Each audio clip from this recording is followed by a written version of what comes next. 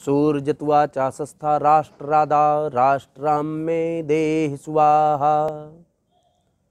ये शुक्ल यजुर्वेदीय माध्यान्दिनी संहिता का प्रमुख मंत्र है जो हमारे राष्ट्र को संबोधित करता है और उसको सुसज्जित भी करता है। जब हम किसी राष्ट्र की बात को सुनते हैं या राष्ट्र के वातावरण की शब्दावली है वो हमारे कान में जब घर करती है, जब प्रेषित होती हैं, जब प्रवेश करती है, तो हमें बहुत सारे चिंतन हमारे दिमाग में उथल पुथल करने लगते हैं। बहुत सारे जो प्रश्न है उनका आवागमन प्रारंभ हो जाता है और हम यह नहीं समझ पाते कि हमें किस विषय पर गंभीरता से विवेचन करना है और विचार करना है। हम सभी लोग सुनते रहते हैं कि हमारे देवी देवताओं की मूर्तियां अन्य अन्य सभी जगह बना दी जाती हैं, जहाँ तक कि कपड़ों पर, पटाखों पर या किसी भी थैली पर या किसी कागज़ पर या कहीं भी किसी भी देवी देवता की तस्वीरें बना दी जाती हैं। उस पर हिंदू संगठन के लोग, सभी लोग निरंतर उनका विरोध भी करते रहते हैं और उनका विरोध वास्तविकता में यथावत सत्य है। क्योंकि बन जाए मूर्तियां तो समुद्र के किनारे भी लोग उन विग्रहों को बनाते हैं, रेतों से बनाते हैं। मिट्टी के द्वारा बनाए गए गणेश जी, दुर्गा मैया, इन सब देवी देवताओं की मूर्तियां बनती हैं, उनकी प्रतिष्ठाएं भी होती हैं, उनका पूजन होता है, षोडशोपचार से पूजन होता है। जब षोडशोपचार से पूजन होता है तो वहां का वातावरण देखिए कैसा सुगंधित और दिव्य हो जाता है। एक ऐसी ऊर्जा वहां से उत्पन्न होती है जहां पर हम अपने शरीर को रोक नहीं पाते और हमारा शरीर, हमारा मन, हमारी जो बुद्धि है वो वहां पर जाकर के उसमें सम्मिलित हो जाती है और हम वहां जाकर के खड़े होकर के उस रौनक को भी देखते हैं जो आभा मंडल वहां बसता है। तो वही एक मिट्टी की मूर्ति, कौन सी मिट्टी, कहाँ की मिट्टी, किस प्रकार की मिट्टी, कैसे बनाई, किस प्रकार से उसका सृजन किया, या हमें नहीं पता होता है।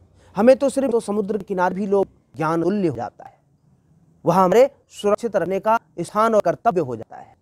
तो हमें उन सभी संगठनों का साथ देना चाहिए जो यह विरोध करते रहते हैं कि आप किसी भी प्रकार से, और हाँ, हमेशा सनातन की परंपराएं जो रही हैं उनका विखंडन करने के लिए अनादिकाल से राक्षसी तत्व उत्पन्न होते हैं, क्योंकि उनकी कभी कमी नहीं होती, उनका व्यय जरूर होता है, पराजय उनका ही होता है, हमेशा होता है, लेकिन हमें सुरक्षा अपनी करनी पड़ती है। हमारे ऋषि और महर्षियों ने भी अपने यज्ञों को बचाने के लिए कवच आदि का निर्माण किया था। शिव अमोघ कवच, नारायण कवच, काली कवच, देविया कवच, अन्य कवचों से आरूढ़ होकर के उनके अवरोध को मुक्त करने के लिए, यज्ञ की संरक्षण के लिए, यज्ञ का संरक्षण हो सके, यज्ञ सुचारू रूप से व्यवस्थित तरीके से चल सके, पूर्ण हो सके, इसलिए उन्होंने निर्माण इसका किया कवच का, ब्रह्म कवच, अन्य कई प्रकार के कवचों का निर्माण किया है।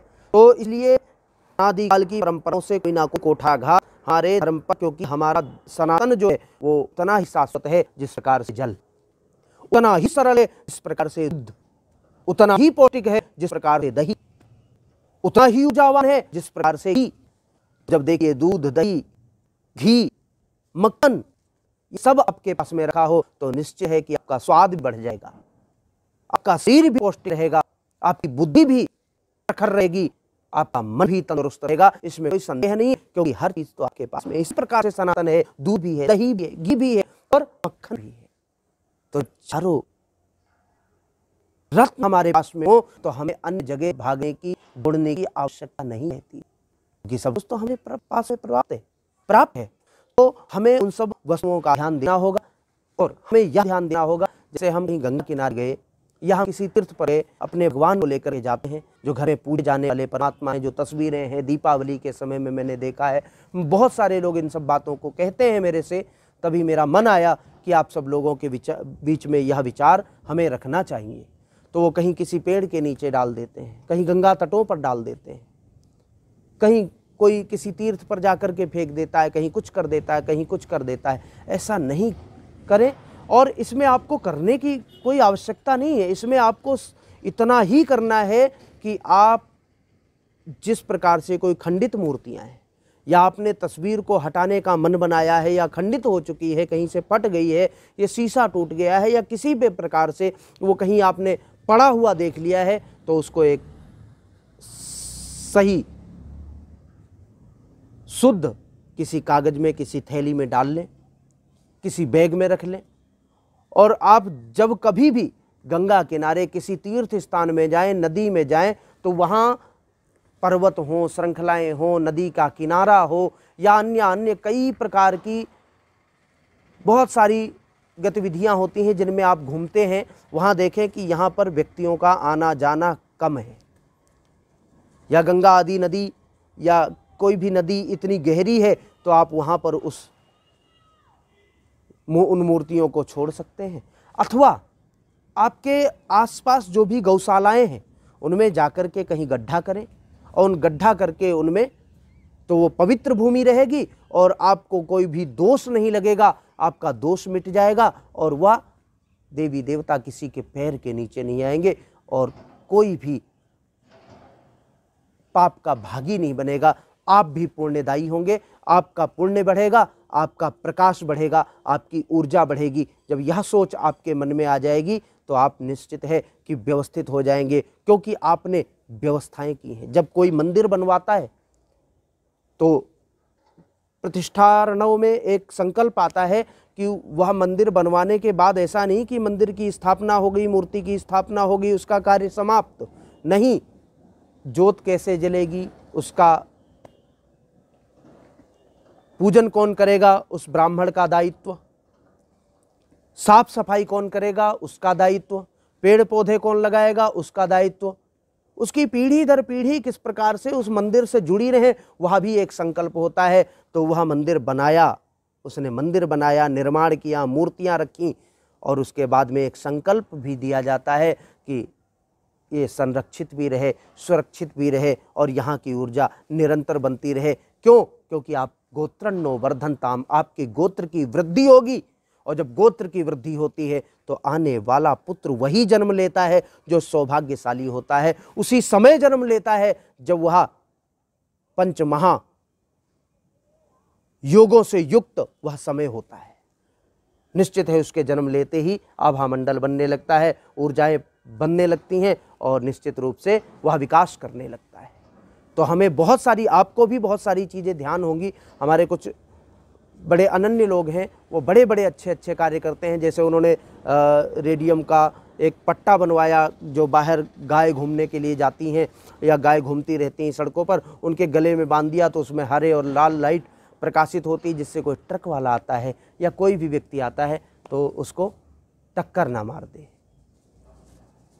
हमारे एक सुभाष जी हैं जिन्होंने 21 जोत की यात्रा रखी। 21 जोतें, 21 जोत लाएंगे अन्य अन्य शक्तिपीठों से, 52 शक्तिपीठों से लाने का उनका लक्ष्य है, संकल्प है। तो ऐसे ऐसे कार्य करने वालों की कमी नहीं है। अभी बहुत सारे लोग ऐसे हैं जो कि ठंड आते ही जो फुटपाथ पर लेटे हुए लोग हैं उनको कंबल उड़ाते हैं, उनको इनर पहनाते हैं, उनको कैप दान देते हैं। तो बहुत सारे लोग हैं जो, अब कहीं कोई उनका ऐसा नहीं कि आप सब लोगों को दिखाना है, कहीं ऐसा भी नहीं उनके मन में भाव बनता है कि वो न्यूज में आए या किसी मीडिया में आए, उनका ऐसा भाव नहीं है। उनका भाव ये है कि जन सुरक्षित रहे, धर्म सुरक्षित रहे, वातावरण सुरक्षित रहे और प्रत्येक जनमानस में रहने वाला व्यक्ति अब कहीं कोई परेशान ना हो, कोई दुखी ना हो, उसकी आवश्यकताएं इतनी कठिन ना हो जो उसको सोचना पड़े, उसकी आवश्यकताएं भी पूरी होती रहे, वह अपने सदाचार से युक्त भी रहे और भजनानंदी बन करके भजन करता रहे। तो हमें अपने विशेषताओं पर ध्यान देना है। हमारे ऊपर कोई उंगली उठा रहा है, इस पर ध्यान देने की आवश्यकता नहीं है। आवश्यकता है कि हमें अपनी, हमारी विशेषताएं क्या है। हम अपने सनातन की विशेषताओं पर जिस दिन ध्यान देना प्रारंभ कर देंगे, निश्चित है कि हम विशेष हो जाएंगे और हमें विशेष बनना है। क्योंकि हमें अपनी विशेषताओं पर ध्यान देना है। हम लोग बहुत सारी जगह जाते हैं तो वहाँ पर कहते हैं हमारे में ये है, हमारे में धूप बत्ती लगा देते हैं, ऐसा कर देते हैं, वैसा कर देते हैं, वो कर देते हैं, वो कर देते हैं। ऐसा कुछ ध्यान देने की आवश्यकता नहीं। कोई कहीं दीपक लगाओ, दीपक जलाओ, धूप बत्ती लगाओ, नारियल चढ़ाओ, पुष्प चढ़ाओ, जो कुछ सुगंधित इत्र आदि चढ़ाने सब चढ़ाओ, लेकिन विशेषताओं का ध्यान रखो। हमारी विशेषता क्या है? हमारे पूर्वजों ने किस प्रकार से पूजन किए हैं, हमारे ऋषि महर्षियों ने किस प्रकार से पूजन किए हैं, और इस पृथ्वी को चलाने वाले राजा लोगों ने किस प्रकार से देवताओं के पूजन किए हैं, उन विशेषताओं का ध्यान रखना है। और प्रत्येक आपने अगर जो यह वीडियो सुना है तो आप यह संकल्प लीजिए कि आप दूसरों को भी यही बताएंगे कि हमें अपने सनातन की विशेषताओं पर ध्यान देना है, उनकी कमजोरियों पर देने की आवश्यकता नहीं, क्योंकि कमजोर करने वाले लोग तो कमजोर निरंतर करते ही जा रहे हैं, उनको समझाने की आवश्यकता नहीं है। हमें आवश्यकता है तो अपने सनातन की विशेषताओं पर ध्यान देने की आवश्यकता है। आज से हम अपनी विशेषताओं पर ध्यान देंगे, यह आपको संकल्प लेना है। और हम जिस समय से अपने सनातन की परंपराओं की, प्रणालियों की, विशेषताओं पर ध्यान देना प्रारंभ कर देंगे, हम उसी दिन से सर्वोपरि तो है ही विशेष होना प्रारंभ हो जाएंगे। हम विशेष होंगे, विशेषता ही हमारे विशेष कार्य से सिद्ध होंगी। जय परमात्मा।